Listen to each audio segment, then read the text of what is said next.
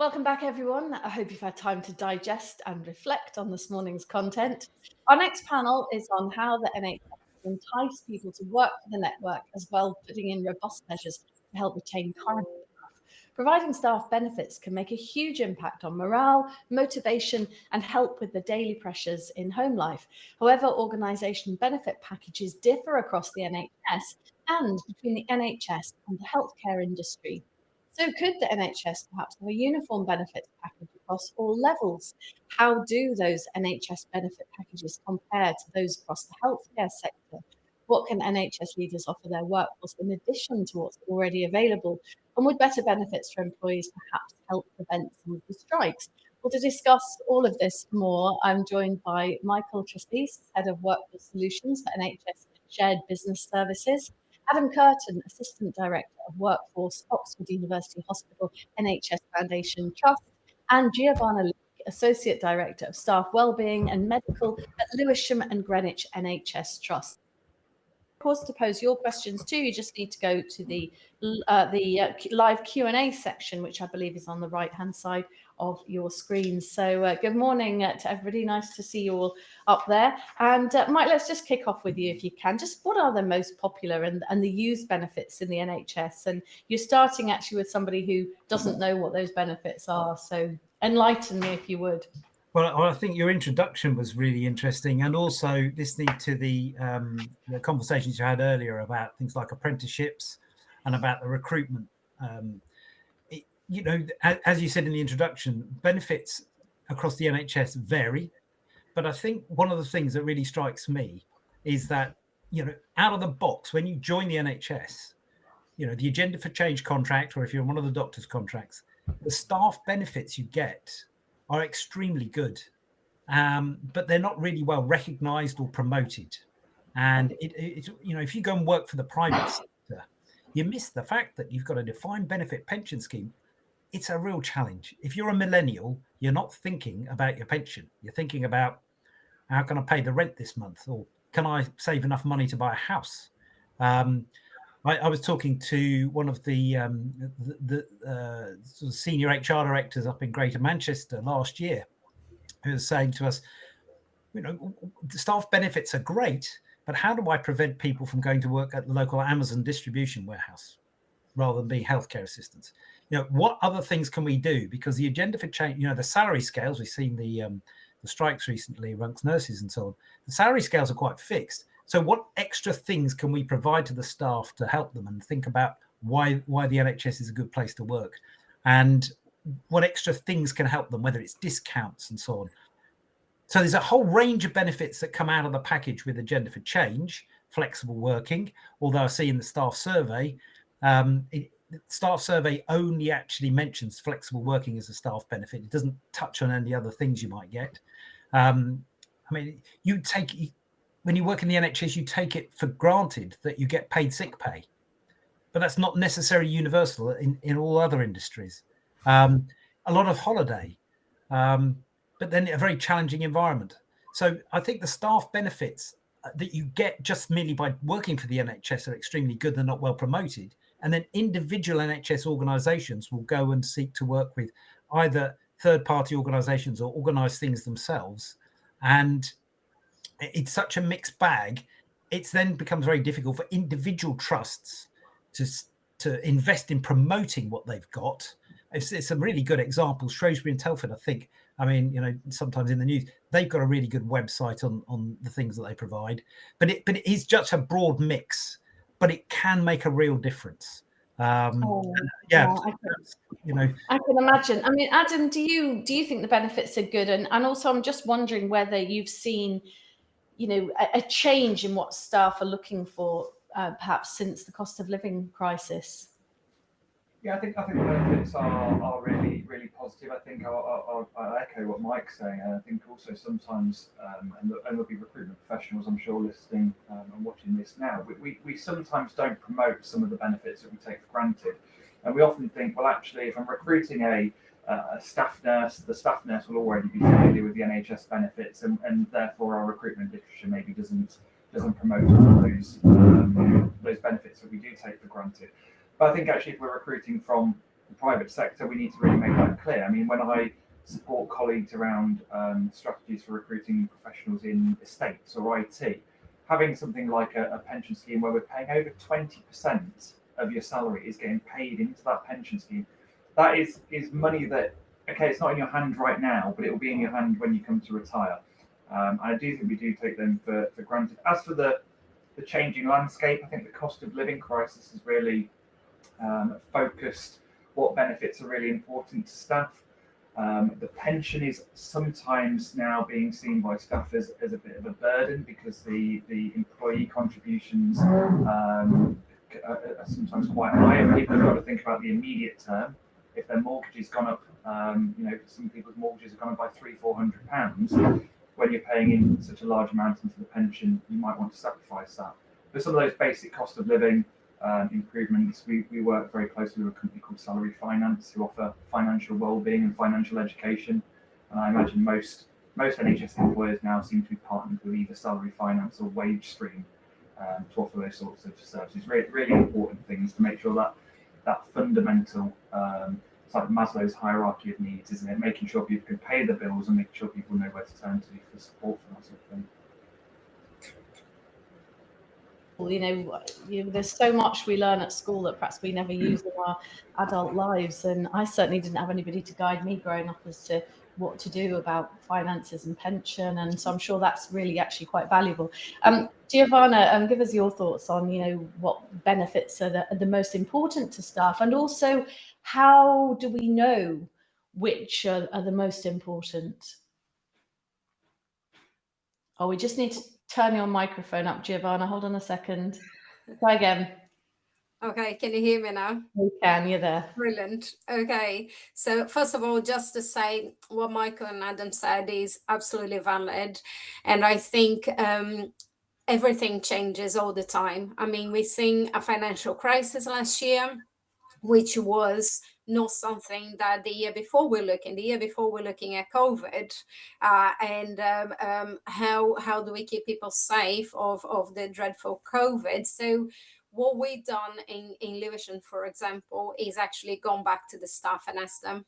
So you always need to work with your staff, with your workforce. So you've gone back on surveys, conversations. We have something that we do that we call the Wellbeing trolley, which is literally a flask of water, hot water, coffee, tea, and biscuits. And we walk around as a senior team, volunteers, champions, and we walk around and talk to the staff, talk to the healthcare assistants that are never really on a computer. They're not really able to look in our intranet and see everything we have, because we have a lot of what Michael said is absolutely correct. We have so many benefits out there, but it's not highly promoted, or people just don't know. We are in an electronic era now. We're having this virtual conference, but a lot of our staff don't have the time to be in front of a desktop. They're looking after patients. So it's about us going round and talking to the staff and asking them, what is important for you? What can we do to support you to have a better well-being at work and actually outside work if we can help? In terms of the impact, again, is about having that conversation.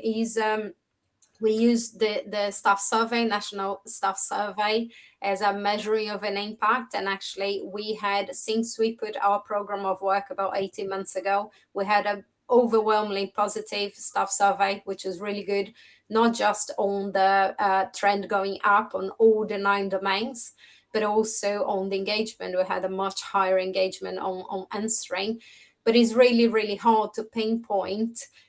We've done this activity, and that is what it make the difference. Is actually a whole complex system, but we have to keep moving. We have to keep adapting with what our staff is asking us right now, not what they asked last year. Giovanna, when you've got that tea trolley and you're going around talking to people, what kind of things, what are the themes that are emerging? What do you find that the staff are saying they would appreciate more of? Well, there is a myriad. It depends where you go, which ward, which team you talk to. A lot of the teams talk about flexible working. Flexible working is that we've done something.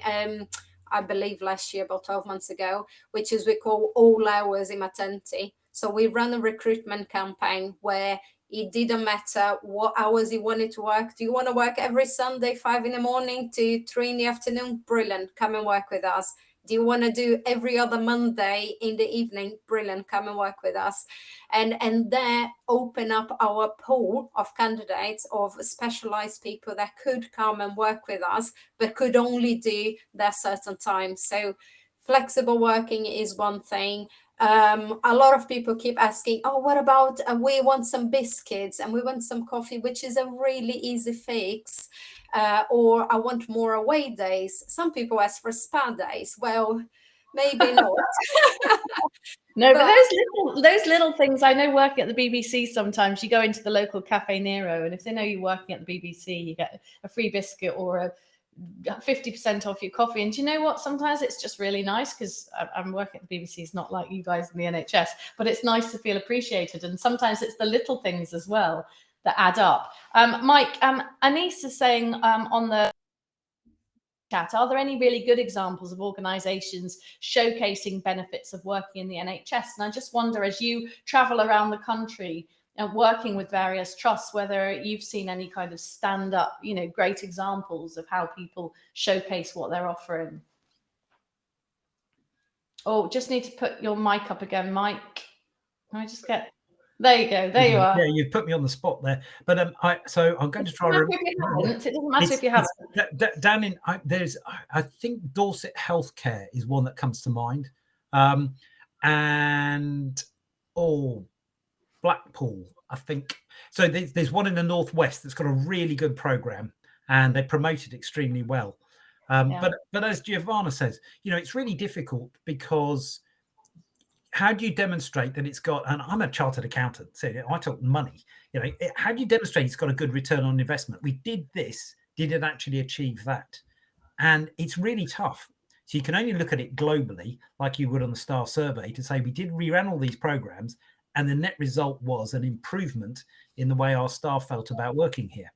And that's why I think that the staff survey in particular picks out flexible working, because everybody knows that's a real challenge in the NHS. And, flexible working is fine, if you're admin and clerical, or in some of the other, sort of roles and professions and cohorts. But if you're a paramedic, my son's a paramedic, or was a paramedic with London Ambulance, you can't just say to paramedics, oh, by the way, we're all going to take Sunday off, or we don't want to work on Saturday evening. So there are different parts of the NHS where the pressures around things like flexible working are much more difficult to implement. Yeah, but can you also measure it a bit, though, through retention, Mike? I mean, do you find that when you've got good employee benefits programs, do you see, therefore, good retention? And that's a really fascinating question, because it's very difficult to measure. But what you can do is compare your own retention figures against your peer group trusts. So we've been doing quite a lot of work with Medway, for instance, which is right on the periphery of London. So they don't attract the allowances you get if you work in central London. And they're pretty close to Dartford and Greenwich, which is on the sort of outer bounds of London. So people who work there get a slightly higher amount of money. And so when you're comparing yourself, and the way that Giovanna would do it, for instance, in Lewisham, you've got to compare yourself to similar trusts in order to benchmark whether or not you're doing well. And there is evidence. I won't name them, but there are one or two organisations that provide benefits packages. I know Adam's mentioned WageStream and Salary Finance, who are both extremely good. I mean, as SBS, we talk to them because we deliver around about a quarter of the NHS's payroll every week and month. We take their files, their data, in order to process it. And their programs are extremely good, but I just don't think they're as well used as they could be. My wife always says that when people leave school, they don't know how to calculate their pay. Have I been paid the right amount of money? And yet, it's the most basic thing. The NHS pay goes up and down. People get overpaid and underpaid all the time. Wouldn't it be, you've got WageStream and Salary Finance. They've got programs to help people understand, have I been paid the right amount of money? And surely that's more important than, I've got a discount on Domino's pizza or something. So it's measuring things, yes, and I have seen some good examples where they've been able to say, yeah, we feel that the benefits we're offering have put us above our peer trusts. Fantastic. Adam, we touched on slightly the not so well publicised benefits. Are there any others that particularly spring to mind? Obviously there's the obvious flexible workings and the pensions, but those kind of not so well publicised benefits. Yes, and actually I think the NHS, everyone knows that we have really good occupational maternity pay, for example. It's significantly above statutory maternity pay. However, many private sector employers offer 12 months full pay or 39 weeks full pay. However, I'm an expectant father. What I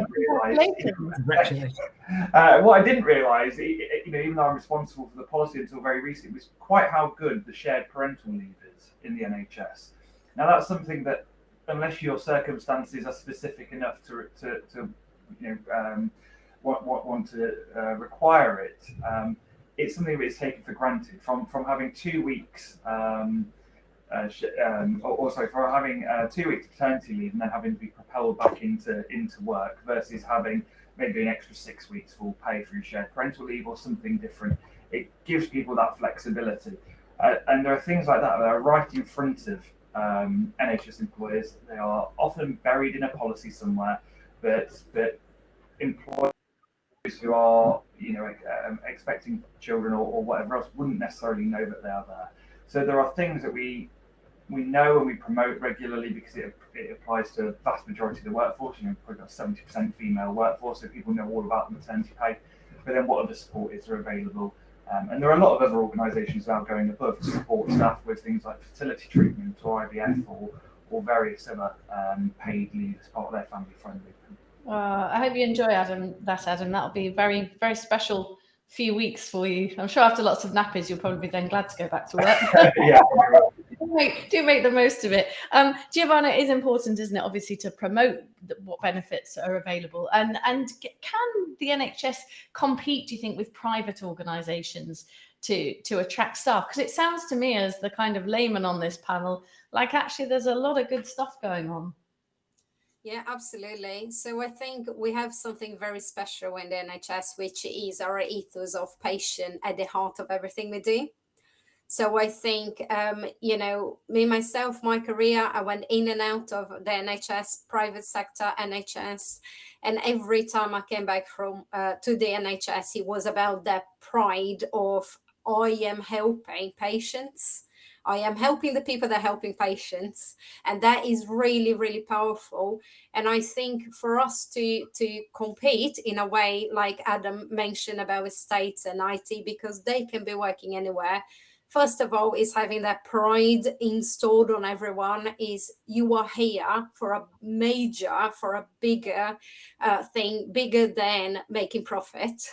But secondly, if we can find all these benefits, the flexible working, the sickness, the maternity, we have a myriad of things. We have yoga classes and healing garden, and so I think if you package your trust with all these extra things that don't necessarily cost loads and loads of money or at all money, because there's plenty of free stuff for the NHS. We just need to go and find it and make it available and offer to our staff, make it visible. I think we can definitely compete and win. But we have to be very clever, and we have to be very proactive with the change, the financial and environmental change that we're seeing and we constantly seeing. Yeah, a lot of it's about feeling cared for and appreciated as well in these really difficult times, I think. And I'm sure things like, the yoga classes, which are probably kind of fairly easy to set up when people are burnt out, suffering from exhaustion, can help, because I think knowing that your employer cares is important. I'm just wondering, Mike, whether data and analytics can optimize the use of the staff benefit programme. Yes, as I mentioned earlier, it's about, you can get a range of benefits in place, but how well used are they? And can those benefits or the use of those benefits tell you something about your staff? Are there pockets cohorts or groups of staff that are particularly using certain types of discount and so on, and can you take that information and use it to help improve staff retention, or reflect it back? I mean, I was really struck by that some of the things that Caroline Waterfield was saying right at the beginning, about recruitment and apprenticeships that we'll talk about later. These benefits really do make a difference, but you've got to use them in the right way.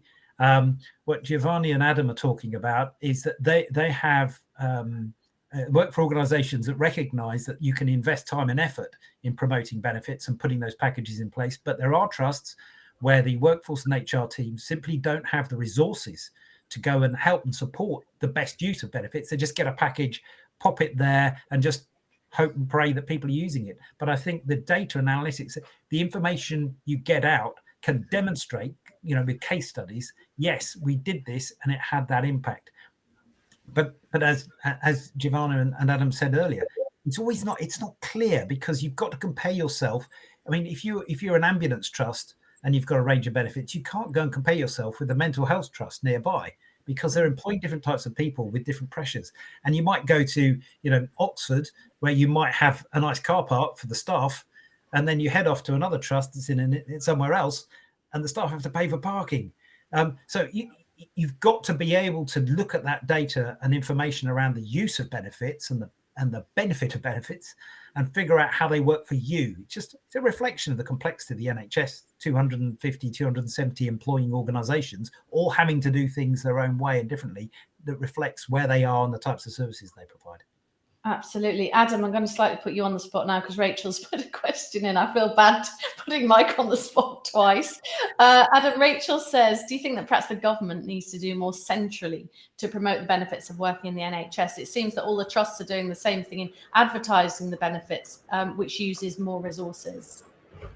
Yeah, I'm not going to be alone amongst the presenters or the audience in saying that there is not enough joined up working across the NHS.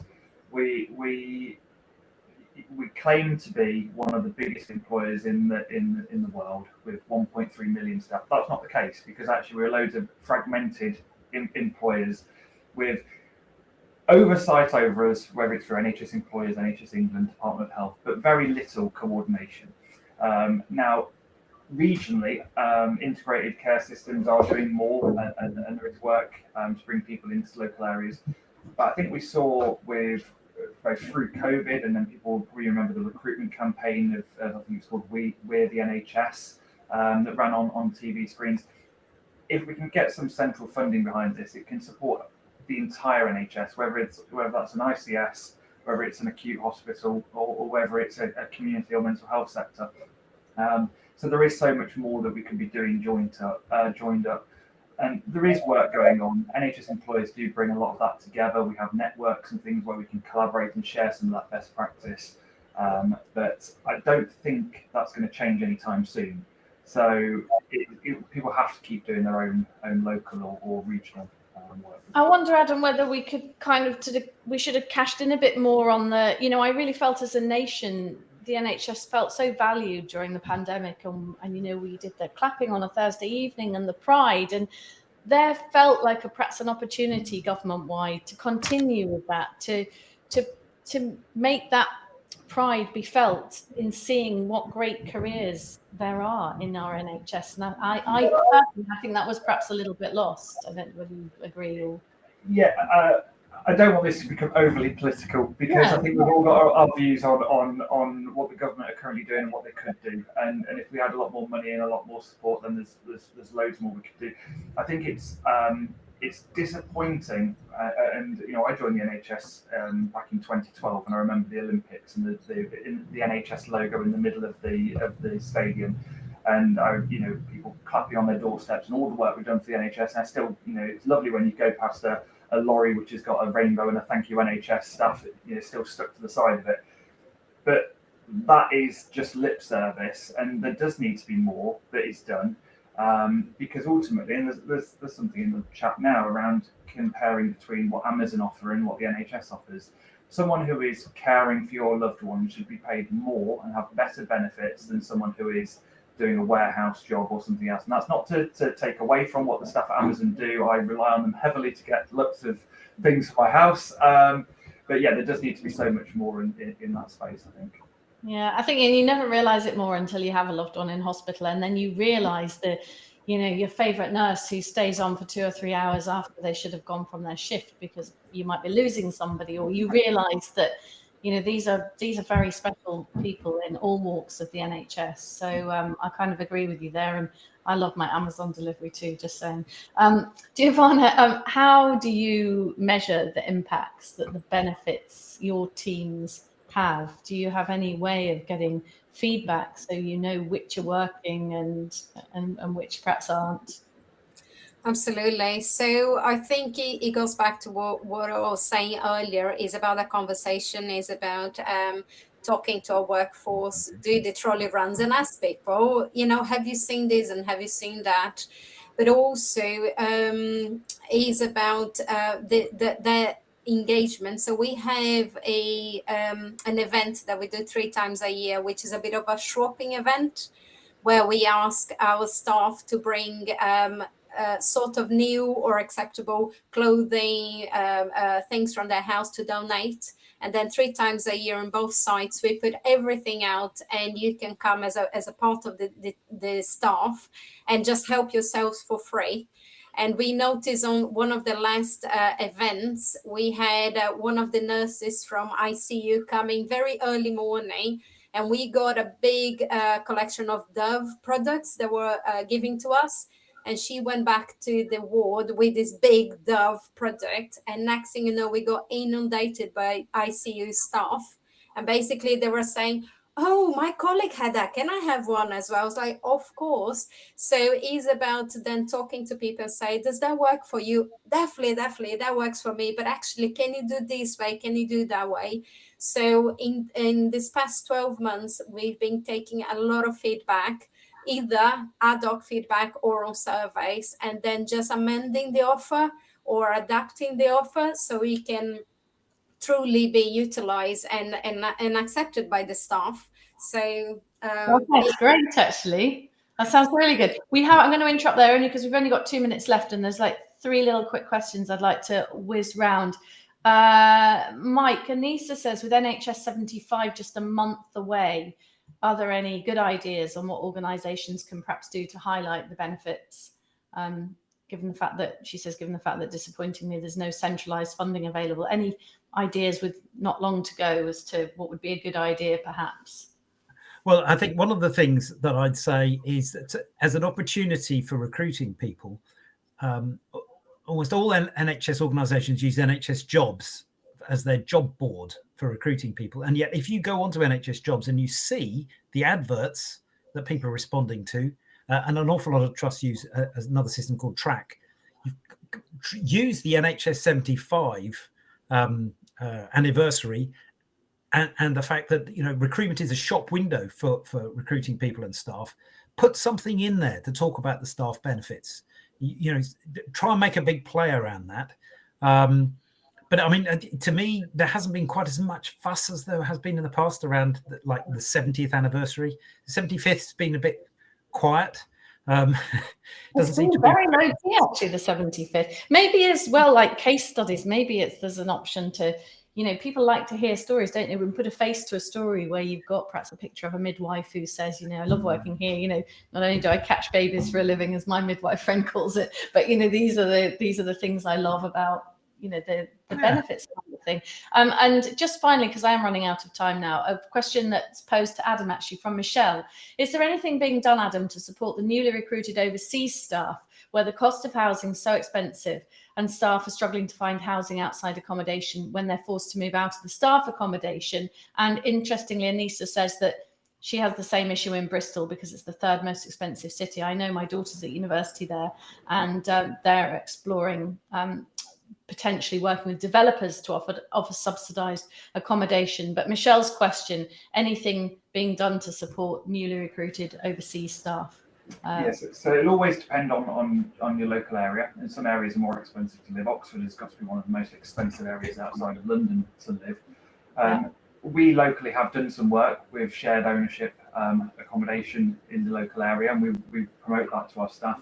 But one of the things that organisations can do is they can offer interest-free loans to support rental deposits. So we currently offer £1,500 in Oxford. We are due to soon review that and increase it to £3,000.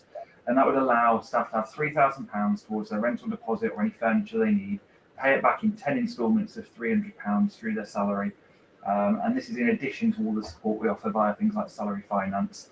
And you can do that under HMRC tax rules, anything up to £10,000 as long as it's paid back within 12 months.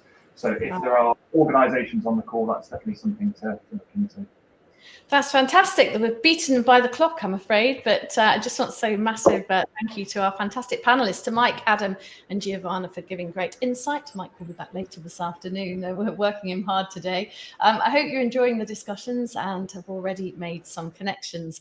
Next up, we have Professor Phil Wood, Chief Medical Officer and Chief Executive for Leeds Teaching Hospital NHS, to give our final keynote of the morning. Phil was appointed Chief Executive in February this year. Prior to this, he was Chief Medical Officer for the Trust and Deputy Chief Executive. He joined Leeds Teaching Hospitals in 2002 as a consultant immunologist and has worked in many operational and strategic roles, including Clinical Director for services such as pathology and oncology and Medical Director for strategy and planning. So over to you, Phil. Thanks very much. Thank you for that introduction. So it's great to see you all on the call. I'm Phil Wood. I've been in the chief executive role now for a few months in the hospital, but as Helen just said, I was previously the chief medical officer. I've been a consultant there for 20 years and a doctor for 30 years. It was really heartening just to catch the last few minutes of that conversation about the pride that we clearly all still have in the wonderful institution of the NHS. But the challenge of, particularly now, I think, supporting our workforce and listening to them to equip them, I think, to meet the real pressures that we're facing at the moment. And that's what I'd like to spend a little bit of time talking to you about. So if I can have the next slide, please. So I'm sure everyone on this session will be familiar with the wonderful work that Michael West has done over the years in terms of correlating some of the work around the staff survey, NHS staff survey, and its real strength in terms of telling us how it correlates well with patient care, with patient satisfaction, mortality, but also turnover, staff sickness, agency spend, and a whole host of other factors which tell us unequivocally that looking after our workforce is a real key to delivering best value and safest high quality healthcare. So if I can have the next slide. We have for a decade now been very focused on providing the best quality specialist and integrated care. And we started off, as I said, almost 10 years ago now, with an institution which I was part of, which really was in quite an unhappy place in terms of staff satisfaction. And the work that was done then was around developing, by asking our staff what they wanted to see in terms of values and behaviours, both for how we would provide care to patients, carers and families, but also critically how we behave with each other.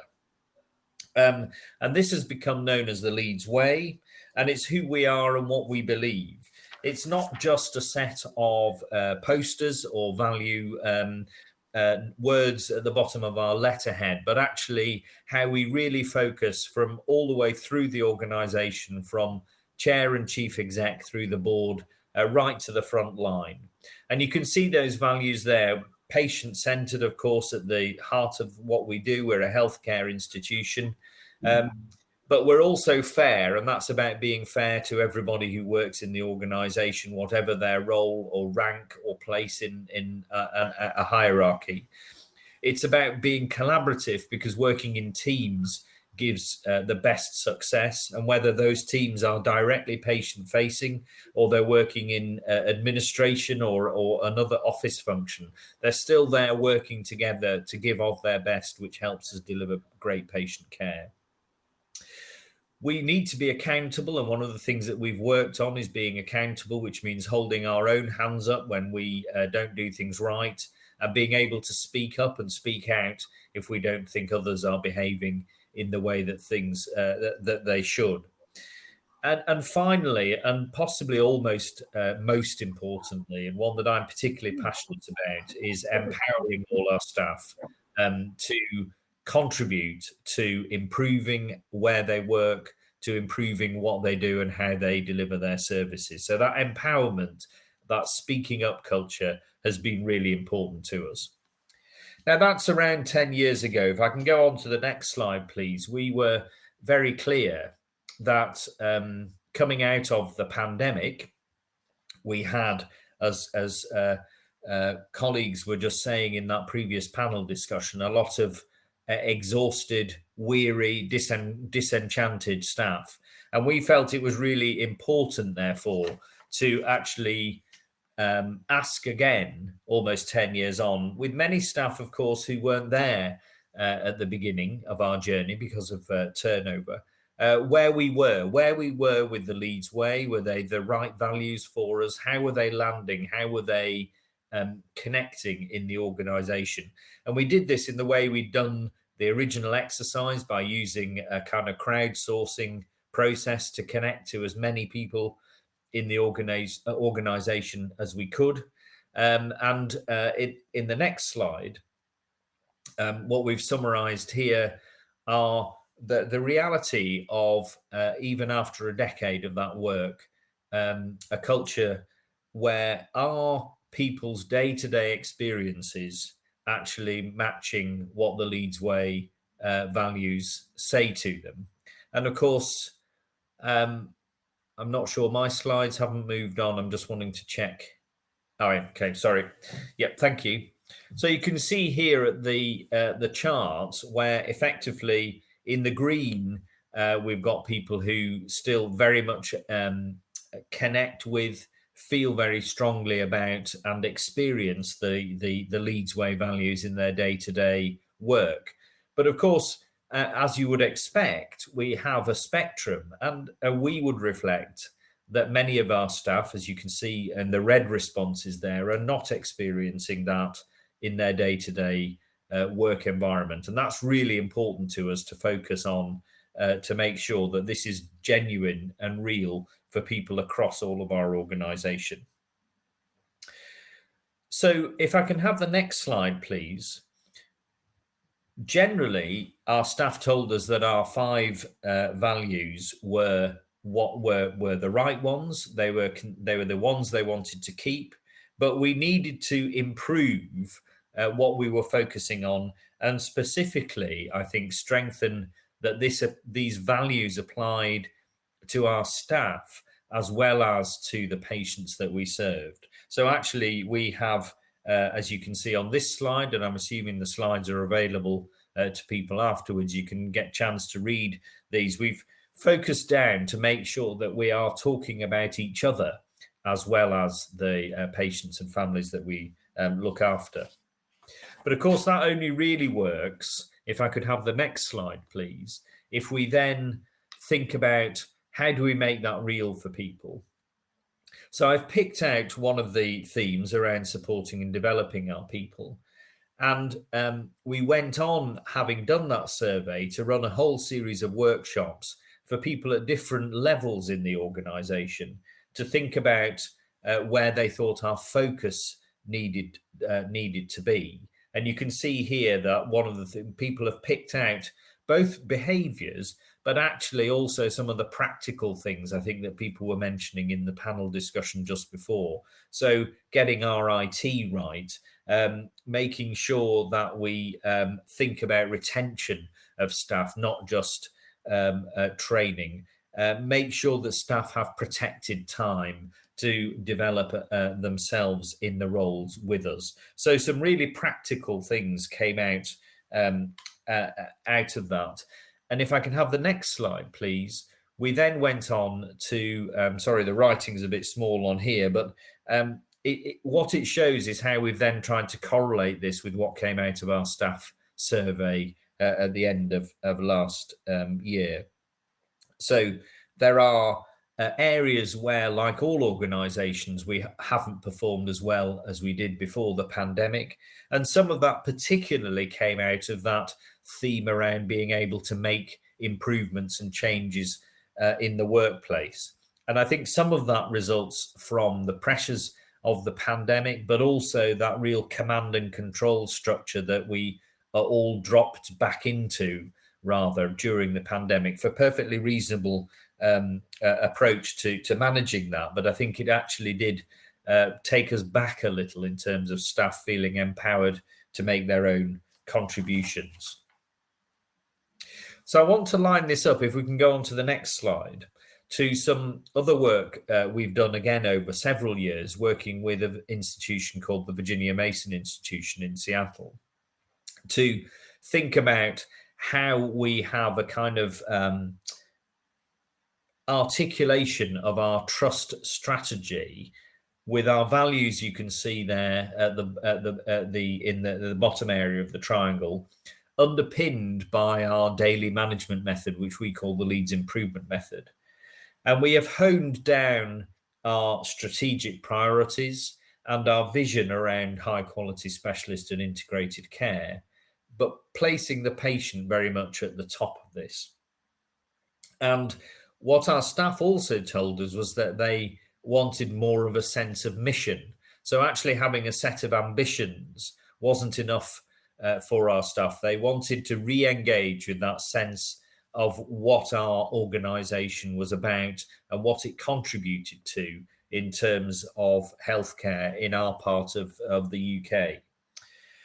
And we've used this as a real springboard to try to now provide some focus for our staff, building on our culture, to say what are our real priorities to work on.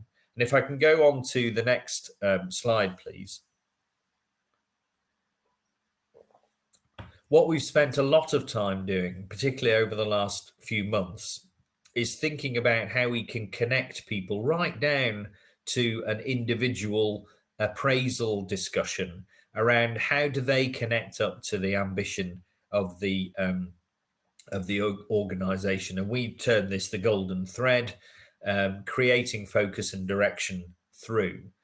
And I want to particularly focus now on how we get a kind of focus over the next challenging 12 months, which we've called our annual commitments, in terms of how do we develop these. So if I can go on to the next slide. Staff told us they wanted a clearer focus on priorities. And so we refined our thinking in conjunction with our wide senior leadership team, so around 300-400 people, to actually focus on 7 things that we wanted to achieve. I'm conscious of time, so I'll move on to the next slide. And we've arrived at what we're calling our 7 C's, which are 7 specific areas that we are committing as an organisation to deliver. And the purpose of these is that everybody, whether they're a domestic on the ward, a porter, a radiographer, a consultant surgeon, whatever their role, ought to feel that they have a part to play in actually helping us as an organisation to deliver those. And each one of them is supported by 2 of our executive team, and our executive team are out and about in the organisation having conversations with frontline staff members in order to be able to really help them own their part of the delivery here, so that they're feeling connected to that work. The next slide, which I'll move over, just gives you an idea of the structure of how we'll work through this using our improvement methodology through the year, with touch points of reporting. And we're taking this very much as a focus around our own learning. So this is the first year we've done this approach. We know we won't get it right this time round, but we will learn together with our leadership teams and with our staff feedback to understand better how we'll develop that. So I want to finish just quickly by some other work we're doing, just developing are managers and clinical leaders and trainees through the organisation. So if I can go on to the next slide. We're doing a whole raft of work, which we're calling Leading the Leads Way, which is a managerial fundamentals toolkit, which is a digital platform to allow managers to do their own self-directed learning, supported by group meetings and discussions, to be able to look at where their strengths and weaknesses are. And you can see it's a kind of wheel progress, which you go round with your own self-assessment and with colleague support to try to develop that. We're also, if I can have the next slide, using the Scope for Growth with NHS England. So we're piloting the Scope for Growth talent conversation framework, because this is something about supporting personal growth, thinking about how our next generation of leaders will come through, but also how leading at all levels in a complex organisation will actually enable our organisation to succeed. I'm a passionate believer that we're all leaders, whatever our role, and leadership is about a set of behaviours and a set of skills, not about a title or a badge.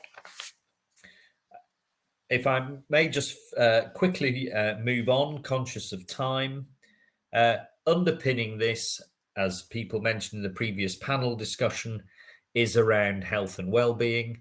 I think the pandemic really helped us understand that we cannot take NHS staff for granted, and that they are individuals. We're all people who have lives outside work, which have been and continue to be really challenging.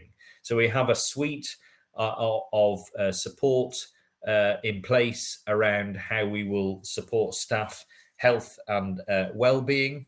And just as an example of that, in the last couple of slides, if I may, we're the only trust, well, one of a handful that have a specific support health and well-being structure around our trainee medical workforce. And we're very conscious in the current climate the challenges that our junior trainee doctors are having. And so we're really committed to make sure that we do that. And we've also recently launched an inclusive learning, education and training strategy for all our staff, thinking about how staff learn together and develop together whilst they're working with us. And that's a very exciting prospect to be building on. So last slide. Thank you very much for listening. Please do contact me through the event organisers or anything you'd like to talk about further. We're very happy to talk to anybody. And I think now the most important, or one of the most important parts of the day, I'm handing back to, which is the lunch break.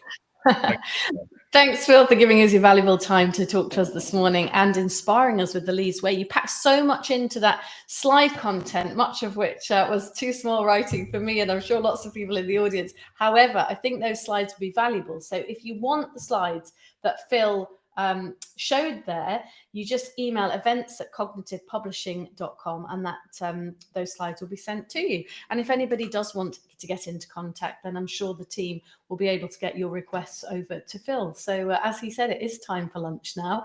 Why not try jumping into the meeting hub and build some connections with delegates, not just for this event. You'll have the opportunity to connect with delegates who sign up for future events too. Our next session on workforce management starts at 2 o'clock after a well-deserved break. So I'll see you then.